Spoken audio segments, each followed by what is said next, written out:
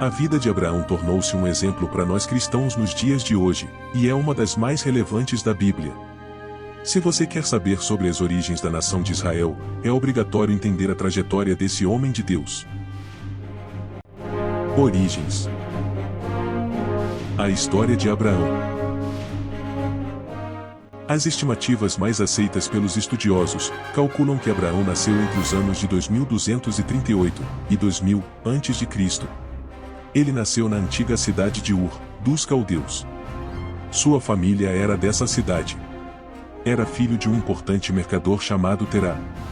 Abraão tinha um irmão chamado Arã, que morreu muito jovem, e isso deixou o pai de Abraão muito abalado.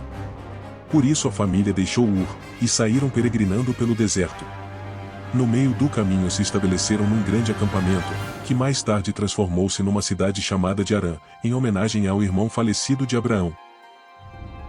As cidades de Ur e de Harã eram conhecidas naquela época como grandes centros de peregrinação e adoração da deusa da lua, chamada Dinana.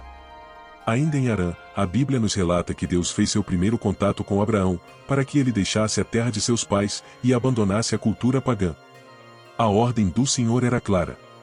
Abraão tinha de sair daquele lugar imediatamente com Sara, sua esposa, e seu sobrinho Ló.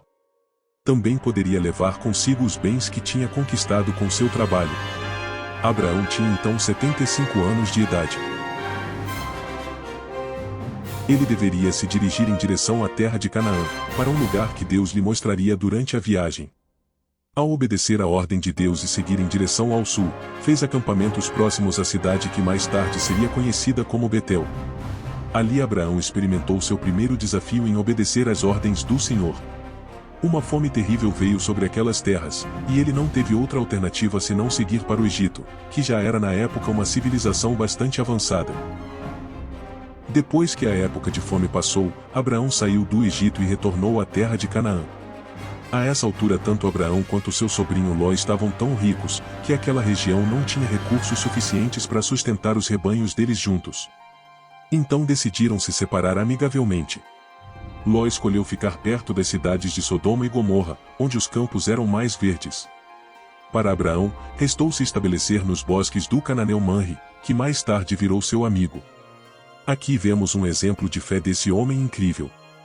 Ao pedir que seu sobrinho escolhesse primeiro, ele abriu mão da melhor parte da terra, aos olhos humanos. Ló mais tarde ia sofrer as consequências de morar perto de Sodoma e Gomorra, que nós veremos em uma outra história. Mas Abraão preferiu depender de Deus.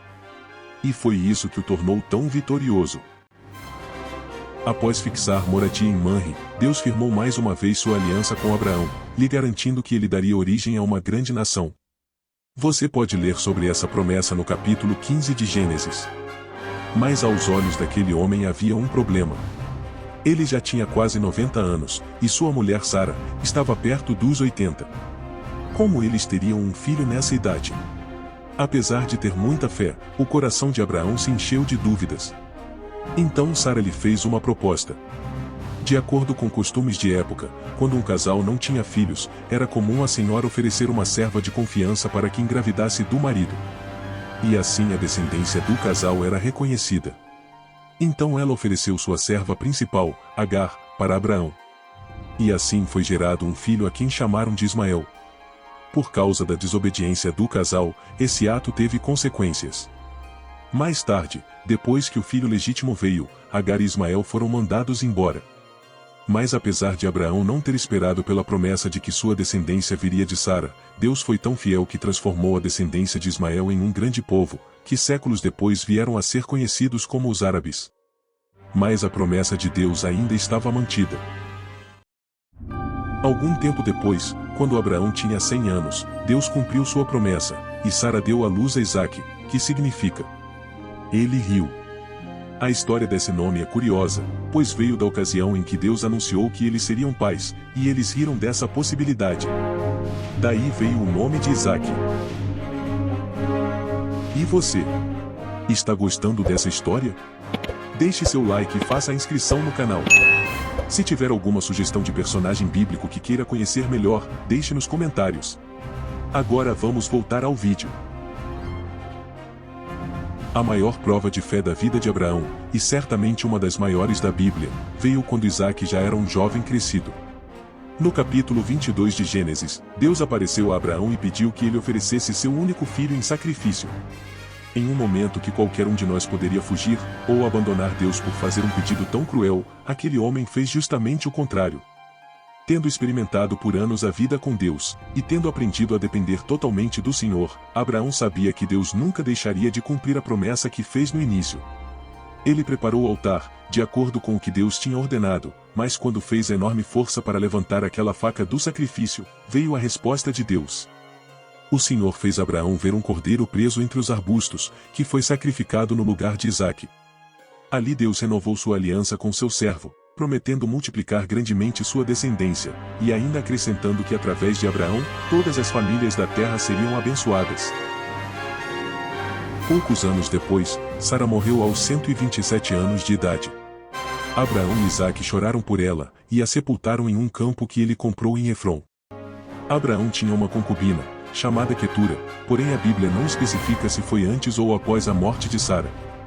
Mas o fato é que com essa concubina ele teve outros 6 filhos, que foram pessoas importantes e deram origem a vários povos.